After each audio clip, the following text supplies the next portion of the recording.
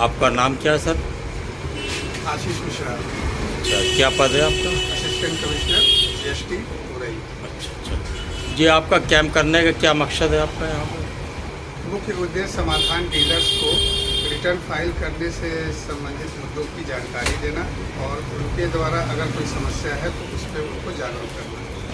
यही हमारा मुख्य उद्देश्य है बताने का। तो और इस आपने कितने लोगों को यहाँ पे अभी समझाया? लगभग कितने लोग थे आपके लगभग पास? 50-60 लोग थे जिससे हमारी चर्चा हुई जो है, और उनके द्वारा ये बताया गया कि हम लोग जो है कई बार जानकारी ना होने की वजह से ये मान के चलते हैं कि हमको जो है रिटर्न भरना ही नहीं है क्योंकि हम कोई काम नहीं कर रहे हैं। तो हमारे द्वारा ये बताया गया कि अगर आप काम नहीं कर रहे हैं तो नील का रिटर्न भर रहे हैं तो ठीक है, लेकिन जो लोग काम कर रहे हैं उनके द्वारा ज़रूर जो है अपना कर अदा करना चाहिए, क्योंकि नील का रिटर्न फाइल कर रहे हैं और दुकान चल रही है तो वो उचित नहीं माना जाता है। ऐसे में जांच का भी तैयारी हो सकती है, जांच से जो है उनको ज़्यादा दिक्कत भी हो सकती है, क्योंकि जांच में चीज़ें आएंगी कि भाई आपकी दुकान चल रही है, स्टॉक रखा हुआ है, उसके बावजूद आप नील का रिटर्न दाखिल कर रहे हैं।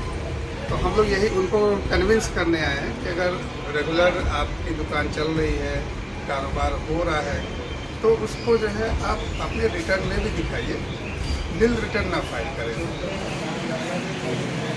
GST लेने से क्या लाभ है दुकानदार को? GST लेने का तात्कालिक लाभ तो ये है कि बिना प्रीमियम के आपको 10 लाख की बीमा कवरेज मिल जाती है। इसके अलावा आप कहीं भी अपना कारोबार करते हैं तो आपके लेके पहचान की कोई समस्या नहीं रहती है, क्योंकि कई बार आप ज़्यादा माल ले जा रहे हैं या कम माल ले जा रहे हैं और बिना GST का है तो वो जांच का विषय बन जाता है, और जब GST रहता है तो वो जांच का विषय बहुत नहीं रहता है, क्योंकि वो पता रहता है कि बोनाफाइड डीलर का ही माल है जो उचित जगह से आ रहा है और उचित जगह जा रहा है। अभी तक जनपद में कितनी जगह आपने कैंप किया है? वैसे तो हम लोग रेगुलर कैंप करते रहते हैं। कब से प्रारंभ हुआ था ये कोई प्रारंभ जैसा नहीं है, हम लोग व्यापारियों को जागरूकता के लिए समय समय पर कैंप करते रहते हैं। ये 17-18 से जब से GST लागू हुआ है जी, तब से हम लोग समय समय पर हमेशा करते रहते हैं। उसी को सिलसिलेवार तरीके से हम लोग आगे बढ़ा रहे हैं, और अब समाधान डीलर्स पे फोकस करने की बात है, क्योंकि इनकी संख्या ज़्यादा है लेकिन इनका जो कर की देता है वो बहुत कम है। तो उसी को ध्यान में रखते हुए हम उनको मोटिवेट करने और कन्विंस करने आए हैं कि आप लोग जो है जो भी लोग काम कर रहे हैं तो अपनी जिम्मेदारी समझें, देश और राज्य के विकास में अपनी सहभागिता सुनिश्चित करें, कर में जो उनकी सहभागिता है उसको अपना जिम्मेदारी समझें और इस जिम्मेदारी को अपनी पूरी तरह से निभाएं। तो बंसारी जी। जिला जालौन हो रही। आप क्या करते हैं? हम व्यापार करते हैं।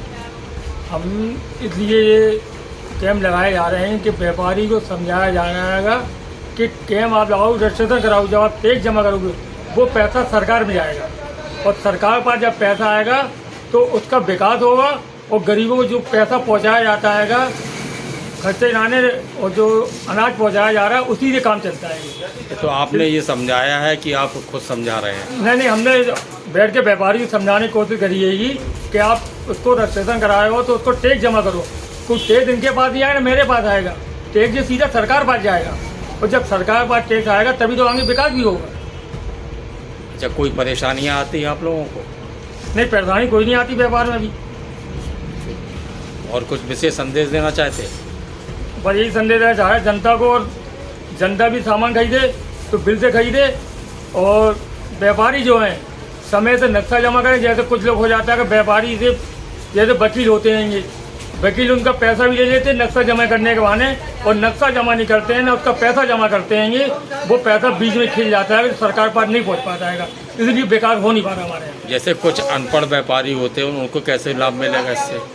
अनपढ़ व्यापारी होते तो धीमे धीमे अपने ट्रेनिंग को सीख जाते हैं। जब 1-2 साल दिक्कत पड़ती है व्यापारी को तो धीमे धीमे उनको नॉलेज जानकारी हो जाती है।